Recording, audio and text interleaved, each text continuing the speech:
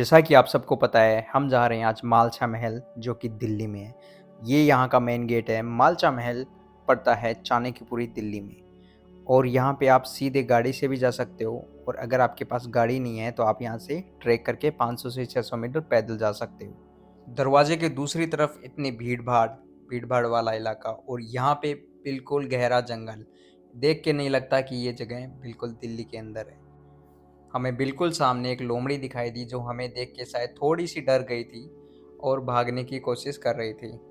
फिर ये थोड़ी सी आगे जाके इन झाड़ियों की तरफ छुप गई। यहाँ पे 3-4 लोमड़ियाँ थी जो एकदम से भाग गई और आप यहाँ पे देख सकते हो, यहाँ पे एक खड़ी होके हमें देख रही है।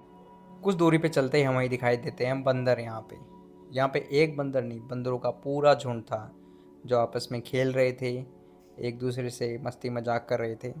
और यहाँ पे बंदरों के साथ साथ हमें दूर पे एक गाय भी दिखाई देती है जो कि यहाँ पे खड़ी होके हमें देख रही थी। देख सकते हो कैसे जंगली इलाका है यहाँ पे। शायद यहाँ पे आसपास के लोग पशुपालन भी करते हैं और यहाँ पे गायों को रखने का काम करते हैं, क्योंकि यहाँ पे आप अच्छी तरीके से उनको खाना दे सकते हो और पानी की भी व्यवस्था है यहाँ पे। अभी हम पहुँच चुके हैं बिल्कुल महल के ठीक सामने और यहाँ पे हमें आसपास में कोई दिखाई नहीं देता है। बिल्कुल सुनसान एरिया है एकदम। तो अभी हम आ चुके हैं ये मालछा महल के एकदम सामने खड़े हुए हैं। आप देख सकते हो मेरे पीछे ये है मालछा महल। इसकी हिस्ट्री बहुत ही पुरानी है। हिस्ट्री जानने से पहले हम थोड़ा महल को देख लेते हैं अंदर से, ये कैसा दिखता है। तो चलिए अंदर। तो ये आप देख सकते हो टूटा फूटा सा महल है जहाँ हमें ना कोई खिड़की ना कोई दरवाज़ा दिखाई देता है।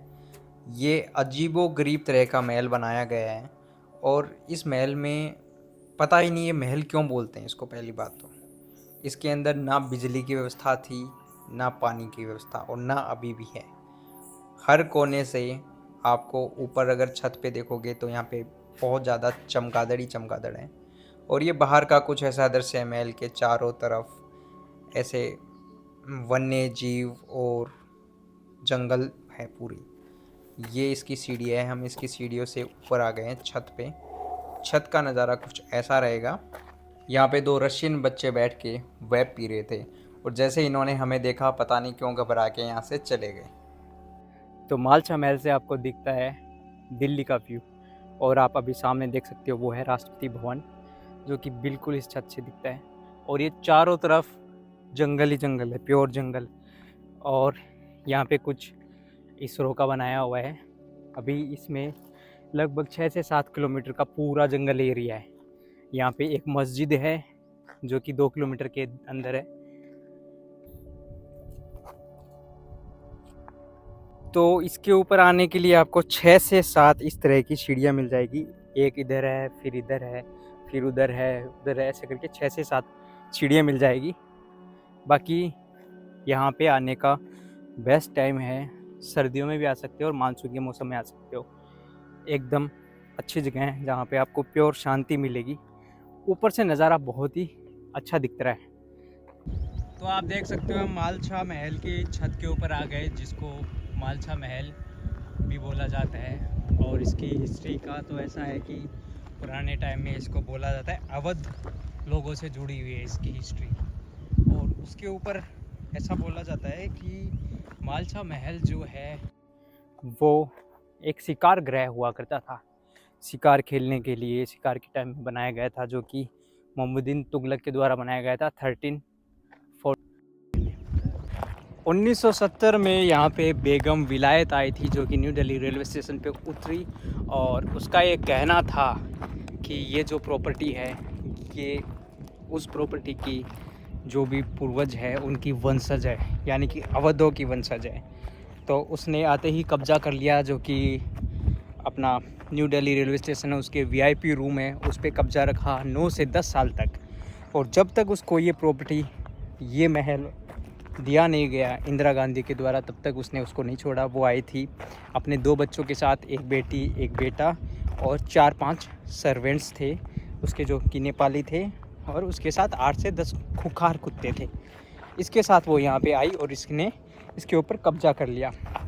तो 1970 में आई, 9 से 10 साल के परिश्रम के बाद 1980 में उसको ये महल दिया गया। यहाँ पे वो लोग रहते थे। एक ख़ास बात ये है कि यहाँ पे ना कोई इलेक्ट्रिसिटी की व्यवस्था, ना कोई पानी की व्यवस्था। वो कैसे रहे, क्या क्या किया उन्होंने, किसी को कुछ पता नहीं है। और एक मेन बात इसके ऊपर, कुछ लोगों का कहना है कि यहाँ पे बहुत ही मिस्टीरियस एक्टिविटी हुआ करती थी, क्योंकि वो लोग किसी से मिलते नहीं थे यहाँ पे।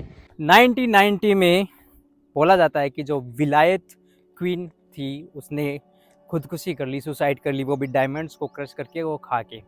और 90 के ठीक 20 साल के बाद जब दोबारा एक इंटरव्यू हुआ, जो कि हुआ था उसके बेटे से हुआ था, जिसका नाम साइरिस था, उसने ये बोला कि उसकी जो बहन है वो भी या तो मर गई है या फिर उसने भी सुसाइड कर लिया। उसको भी इसी महल में कहीं दफनाया गया था। 2015 में कोई सफाई कर्मी यहाँ पे आया था, तो उसको साइरिस की डेड बॉडी मिली थी यहाँ पे। तो किसी को कुछ नहीं पता वो लोग कैसे रहते थे, क्या खाते थे, क्या करते थे, क्योंकि उनको बाहरी दुनिया से कोई जुड़ाव नहीं था। और वो जुड़ाव ना होने के कारण ये हवेली मिस्टीरियस है।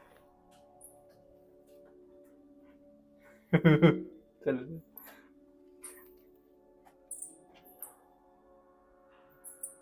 ओ भाई,